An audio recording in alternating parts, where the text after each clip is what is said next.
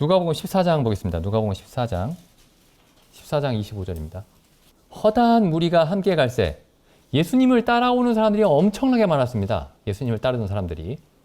왜 예수님을 따랐을까요? 예수님의 말씀이 좋아서 따라다녔겠죠. 예수님의 말씀을 듣고 뭔가가 마음속에서 일어났던 겁니다. 뭔가 어떤 좋은 감흥이 일어났던 거예요. 마음속에. 그래서 수많은 사람들이 따라갔습니다. 근데 예수님 뭐라고 말씀하셨죠? 이거 굉장히 의미심장한 표현이죠. 허다한 무리가 함께 갈새 예수께서 돌이키사 이르시되 너희가 다 하나님의 자녀로구나. 왜냐하면 예수님과 함께 가고 있으니까요. 예수님의 말씀을 들으려고 같이 가고 있잖아요. 근데 예수님이 이렇게 말씀하십니다. 허다한 무리가 예수님을 따라가고 있는데 예수님이 돌이키사 이르시되 무릇 내게 오는 자가 자기 부모와 처자와 형제와 자매와 및 자기 목숨까지 미워하지 아니하면 능히 나의 제자가 되지 못하고 누구든지 자기 십자가를 지고 나를 좇지 않는 자도 능히 나의 제자가 되지 못하리라. 자, 우리가 이해하는 복음에 우리가 복음이라고 생각하는 그 복음에 이런 내용이 있었습니까? 아니, 이거 예수님이 하신 말씀이에요, 지금 이게. 그러니까 이렇게 해야 구원을 받는다는 얘기는 아닙니다. 그런데 거듭난 사람의 삶이 이런 것이다라고 말씀하고 있는 거예요.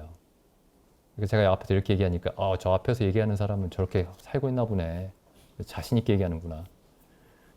제가 앞에서 저는 이렇게 살고 있으니까 성도님들도 이렇게 살아야 됩니다. 이렇게 말씀드리려고 하는 게 아니고 성경이 전했던 예수님이 친히 전하신 그리고 사도 바울이 그리고 사도들이 성경이 전하는 복음이 무엇인가에 집중해야 된다는 겁니다.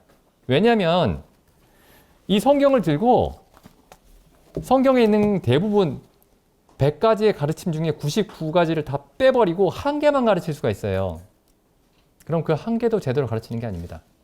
왜냐하면 제가 여러 번 말씀드렸지만 이 한 가지 가르침은 나머지 99가지의 가르침과 함께 있을 때 그 한 가지 가르침도 올바르게 의미가 전달됩니다. 근데 이 99개를 다 빼버리고 한 개만 가르치면 이 한 개는 아무것도 아니에요. 여기 보시죠. 그 다음에 28절 보시죠. 그러니까 여기 나는 복음을 이렇게 이해하고 있었나? 생각해 봐야 됩니다. 내가 들었던 복음은 이런 것이었나? 내가 믿고 살아왔던 복음은 이런 것이었나? 생각해 봐야 됩니다. 그리고 이게 복음이 아니었다면 지금이라도 우리 생각을 바꿔야 됩니다. 지금이라도. 그러니까 내가 지금까지 알고 있었던 복음이 내 마음을 편안하게 해줬고 나는 그걸로 부족함이 없었어. 그게 중요한 게 아니고 내가 복음이라고 생각했던 것들이 성경이 가르치고 있는 것과 동일한 것인가가 중요한 겁니다. 성경이 가르치는 것이 아니었던 것을 복음이라고 믿고 살아왔으면 굉장히 심각한 위험에 처해 있는 거예요. 보시죠. 여기 예수님이 직접 하신 말씀입니다. 지금도 우리에게 하시는 말씀입니다. 보시죠. 그 다음에 자기 십자가를 지고 나를 쫓지 않는 자도 능히 나의 제자가 되지 못하리라. 27절. 자기 십자가를 지고 나를 쫓는다라는 말의 의미가 뭐냐. 28절 보시죠. 너희 중에 누가 망대를 세우고자 할진대 탑을 세우는 거예요. 이제 망을 보는 곳이죠. 높이 세우는 겁니다.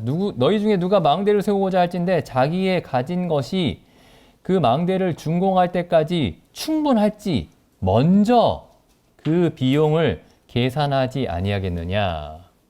그러니까 망대를 세울 때 미리 공사비를 내가 이 정도 돈을 가지고 있나 생각을 먼저 계산을 하라는 겁니다. 그 다음 29절. 그렇지 않으면 어떻게 되냐면 그렇게 아니하면 그 기초만 쌓고 능히 이루지 못하면 보는 자가 다 비웃어 가로되 이 사람이 공사를 시작하였지만 기초 공사만 하고 끝났구나.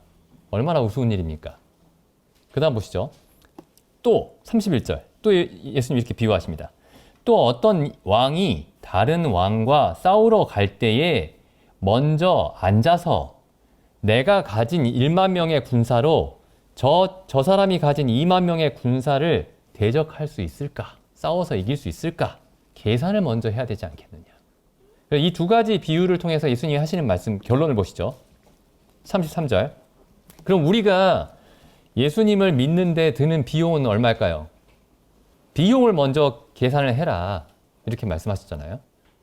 망대를 쌓는데 드는 비용을 먼저 계산해라. 싸우는데 이길 수 있는 군사의 숫자를 먼저 계산을 해라. 33절 보시죠. 이와 같이 너희 중에 누구든지 자기의 모든 소유를 버리지 아니하면 능히 내 제자가 되지 못하리라. 이게 예수님이 하신 말씀입니다. 그 예수님을 따라가는데 드는 비용 얼마죠? 우리 인생의 시간에, 우리 인생이 가지고 있는 전체 시간에 10분의 1인가요? 아니면 절반인가요? 전부입니다. 전부. 이게 복음이에요. 근데 복음은 복된 소식이죠. 복된 소식. 근데 복된 소식이 뭐야? 기쁜 소식이라는데 기쁜 소식이라는 게 그러니까 내가 그리스도를 따르려면은 내 모든 것을 다 사용해야 된다고? 그런데 그게 기쁜 소식입니다. 그게 복음이었던 거예요. 그게 구원이었던 겁니다. 그 전에는 내가 우상을 섬기면서 죄와 사망 가운데 종노릇하면서 살고 있다가 이제는 그리스도를 통해서 참 하나님을 알고 진리를 알고 하나님의 종이 되어서 그리스도의 종이 되어서 살게 되었다. 이게 복음인 겁니다. 그러니까 복음이 그 죄를 다 용서해 줬으니까 안심하십시오. 지옥에 안 갈 겁니다. 이게 복음이 아니에요.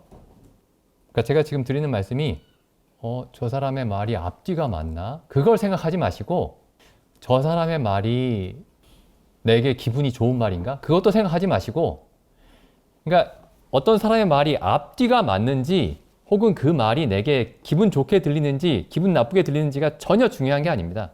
어떤 얘기를 들을 때는.